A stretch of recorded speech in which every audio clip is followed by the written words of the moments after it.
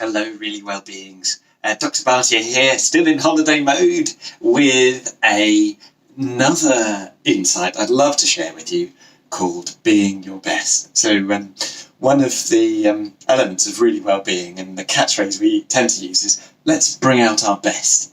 And there are very many ways you could look at it. And when I look at ourselves and what's the elements of our best, I tend to think in terms of quartets, which are four parts that are holographic instruments. So each are beautiful in their own right, and put them together and they harmonize and make something amazing. And so when I'm looking to bring out the best in myself, I look at these different elements and say, okay, so what am I doing well and what can I develop? And I find it really useful as a map to help me on my way. So I hope it's okay to share it with you. The acronym for BEST stands for body, environment, senses or sentience. Sentience, which is more than our brains, it's our mind, you could almost use that term, and transcendence, something beyond. And you could think of it in human terms, using those terms, or in any system, for example, in a house or an ecosystem or a company, you can think of it as the structures, the interactions, the processes, and the graces. So, structures, the bits and pieces that are solidly present there, the interactions is how they relate with each other, the processes are how those interactions come together to produce a function, which is a fun action in my mind, and the graces, which is something that goes beyond the system and gives us a nice surprise. So I'm going to break those down, if that's all right. So we'll start off with, in the human form, when I'm relating with people, we often interact on the level of our bodies. So when I think of our bodies, I think of our ins and outs, which are what we add, what we nourish, what we disperse and surrender. So what comes in, what we do with it and nourish ourselves when it's in us, and what we do with it once to get rid of it, and then how we surrender, come back into our basic form. And those are four elements that I think of in human form in terms of, for example, eating, stuff comes in, eating well, waking well. When I wake up in the morning, I'm adding to my awareness. When I'm adding thoughts or relationships, I'm also adding those too. Nourishing, I'm thinking about elements that allow what's come in to then nourish the system, like the ripples going across a bubble. And those, one of the key element I think of is sleep. It's just so profound. And that's when our key nourishment happens. It's a very, very active time in our bodies and in our brains and everywhere. And so sleep is an active part of nourishment.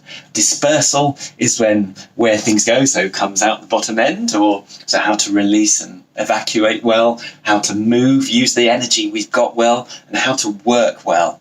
So what we do with what's come into us. And then surrender is the capacity to relax and release. So those are those four elements of body. Environment, I tend to look at four elements again, and those are our relationships, our roles, our responsibilities, and our randomness, or pseudo-randomness in my understanding. And so relationships are common sense. You kind of think of them as like the immediate relationship you've got with yourself and your soul or your spirit, also with your family and your immediate distant friends. There's also recognizing your community and also your foes, that there may be foes in that picture, and by understanding they're there, we can then work with them and bring out our best. Our roles, so from those relationships, we then find we have certain roles. So as a father, or as a gentle presence, as a member of the community, as a son, as a mischief maker, you name it. Those are the roles that we can play.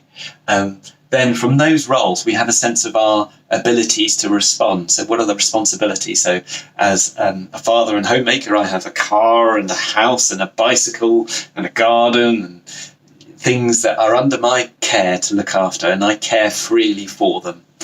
And then random, there's a sense of, and this is often overlooked by most humans, is the sense that we actually need a degree of diversity and randomness for us to flourish. We need to be lost and found.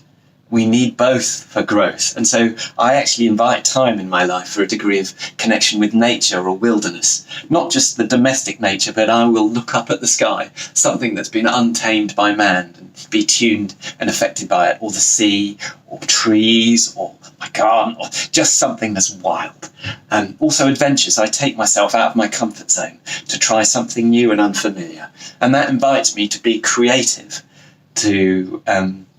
so I'm learning to play the guitar, for example, and it just comes down to the fact that there are no accidents, to quote Kung Fu Panda. We actually invite these changes and challenges into our lives. And then it comes to senses, which is how all of these elements interact together to make a process. So interactions coming together to service a function is a process. And so I think of our sentience, which are a series of ripples that come together to make our sense of being. And that includes our thoughts, so elements of our nervous system within our brain, our spinal cord, our autonomic nervous system, our enteric nervous system, our guts, our microbiome, our feelings, so our piezoelectric effect and our connective tissues, and how our body relates to us, our hormones, our environment and the relationships and the colour schemes and the feelings that are going on in the ocean that we're swimming in. So all of those come together to make our sentience. So I break them down into basically our thoughts, our feelings, so energy and motion, our stories, and our meanings. I don't know if you can see that, and our meanings. So I've spoken a bit about our thoughts and our thought processes, and I may go into more detail about thinking well. Also feelings and how they are kind of the interface of our body and our thoughts. And so I think of kind of our body as being the inside of the bubble and our thoughts being the outside of the bubble, and the shapes that they make are our thoughts and feelings. Our stories I break into 4 parts, which are all stories seem to have a beginning, a becoming, a belonging, and a beyonding, going beyond something.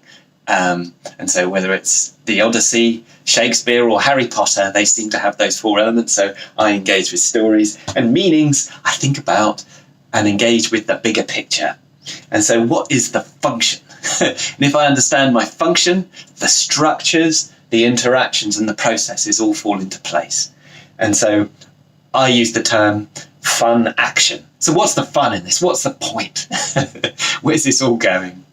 And then within these quartets, there are all of these spaces. I call them pauses for power. And these are the elements of grace that are within. And that, recognizing that space and grace have a place, I actually invite a space for transcendence. So something beyond the system, something beyond my comprehension, and something that goes beyond this pad. So you could think of it in terms of you guys there, you engaging with this and smiling, going beyond the board.